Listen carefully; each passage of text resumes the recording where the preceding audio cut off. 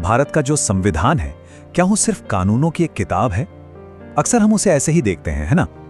लेकिन अगर मैं कहूं कि ये उससे कहीं ज्यादा है, ये असल में एक सपना है।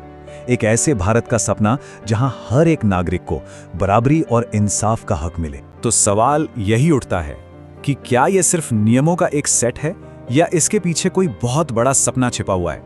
चलिए, इस सपने की जो परतें हैं ना, उन्हें एक एक करके खोलते हैं और समझते हैं।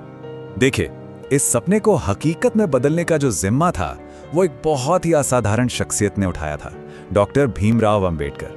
वो सिर्फ कानून के एक्सपर्ट नहीं थे, नहीं, वो तो एक ऐसे भारत की, आप कह सकते हैं, नींव रख रहे थे जो आने वाली पीढ़ियों के लिए एक मिसाल बनने वाला था।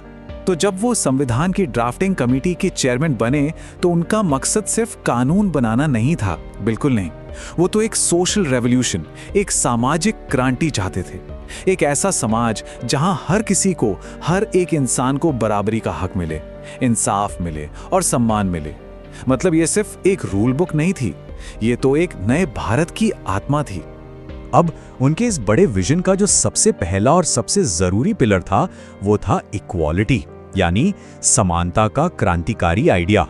और देखिए, समानता का मतलब सिर्फ कागज पर लिख देना नहीं था कि सब बराबर हैं। इसका असली मतलब यह था कि हर नागरिक, चाहे वो किसी भी जाति का हो, किसी भी धर्म का हो, पुरुष हो या महिला, कानून की नजर में बिल्कुल एक बराबर है। कोई ऊंच नीच नहीं, किसी भी तरह का कोई भेदभाव नहीं। और हां, ये सिर्फ कोई खोखला वादा नहीं था, इसको बाकायदा संविधान में ठोस अधिकारों का रूप दिया गया। जैसे कि आर्टिकल 14, जो कहता है कि कानून के सामने सब बराबर हैं, या फिर आर्टिकल 17, जिसने अस्पृश्यता मतलब छुआछूत को हमेशा हमेशा के लिए खत्म कर दिया। ये आप कह सकते हैं वो पावरफुल हथियार थे जिनसे इस सपने को हकीकत में बदलना था। अच्छा, इक्वालिटी के बाद आता है दूसरा बड़ा पिलर, सोशल जस्टिस, यानी सामाजिक न्याय। अब इसका मतलब सिर्फ ये कहना नहीं था कि चलो भाई आज से सब बराबर हैं, नहीं। इसका मतलब था उन ऐतिहासिक नाइंसाफियों को सुधारना जो सदियों से चली आ रही थीं। डॉक्टर अंबेडकर ये बात बहुत अच्छी तरह से समझते थे कि सिर्फ कानून बना देना काफी नहीं होगा। समाज में जो असमानता की जड़ें इतनी गहरी थीं, उन्हें मिटाने के लिए कुछ और करना पड़ेगा। इसीलिए उन्होंने आरक्षण जैसी व्यवस्थाओं की वकालत की, ताकि जो समुदाय हाशिए पर रह गए हैं, उन्हें पढ़ाई लिखाई में और नौकरियों में बराबर के मौके मिल सके और उन्हें किसी भी तरह के शोषण से बचाया जा सके। जैसा कि उन्होंने खुद कहा था, जब तक सामाजिक समानता हासिल नहीं हो जाती, तब तक असली आजादी अधूरी है। उनका संदेश बिल्कुल साफ था कि पॉलिटिकल फ्रीडम का, राजनीतिक आजादी का कोई मतलब नहीं है अगर समाज के अंदर ही लोग बराबर नहीं हैं। चलिए अब बात करते हैं उन दो पिलर्स की जो किसी भी देश की जान होते हैं, लिबर्टी यानी व्यक्तिगत स्वतंत्रता और डेमोक्रेसी यानी लोकतंत्र। हमारा संविधान हर नागरिक को कुछ बेसिक फ्रीडम्स की गारंटी देता है, जैसे अपनी बात कहने की आजादी, अपने धर्म को मानने की आजादी, अपने विचारों को एक्सप्रेस करने की आजादी, और सबसे जरूरी, बिना किसी डर के अपनी जिंदगी जीने की आजादी। और फिर आया वो सिद्धांत जिसने सच में सत्ता को आम आदमी के हाथ में दे दिया, एक व्यक्ति एक वोट।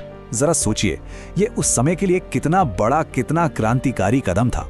इसने हर नागरिक को, चाहे वो अमीर हो या गरीब, देश का भविष्य तय करने में बराबर का हिस्सेदार बना दिया। डॉक्टर अंबेडकर के लिए ना डेमोक्रेसी सिर्फ वोट डालने तक सीमित नहीं थी। वो मानते थे कि ये जीने का एक तरीका है, एक ऐसा तरीका जो हमारे रोजमर्रा के व्यवहार में, एक दूसरे के लिए सम्मान में और आपसी भाईचारे में झलकना चाहिए।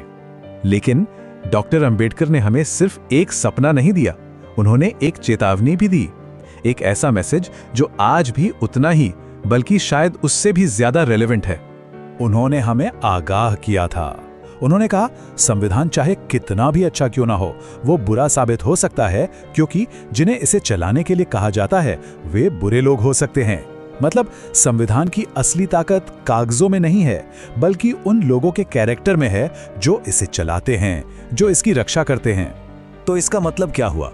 इसका मतलब यह हुआ कि हर नागरिक पर एक डबल जिम्मेदारी है। पहली, संविधान का सम्मान करना, और दूसरी, ये याद रखना कि देश की तरक्की हमारे अपने बर्ताव पर, हमारे अपने तौर तरीकों पर ही निर्भर करती है। तो अगली बार जब भी हम अपने अधिकारों का इस्तेमाल करें, तो ये याद रखना बहुत जरूरी है कि ये जो आज़ादियां हैं, ये हमें विरासत में मिली हैं। ये डॉक्टर अंबेडकर के अथक संघर्ष और उनकी दूर की सोच की विरासत है। और यहीं पे एक सवाल छोड़ जाते हैं। डॉक्टर अंबेडकर ने जिस भारत का सपना देखा था, क्या हम सब मिलकर उस सपने को जी रहे हैं? इस पर सोचना हम सभी की जिम्मेदारी है।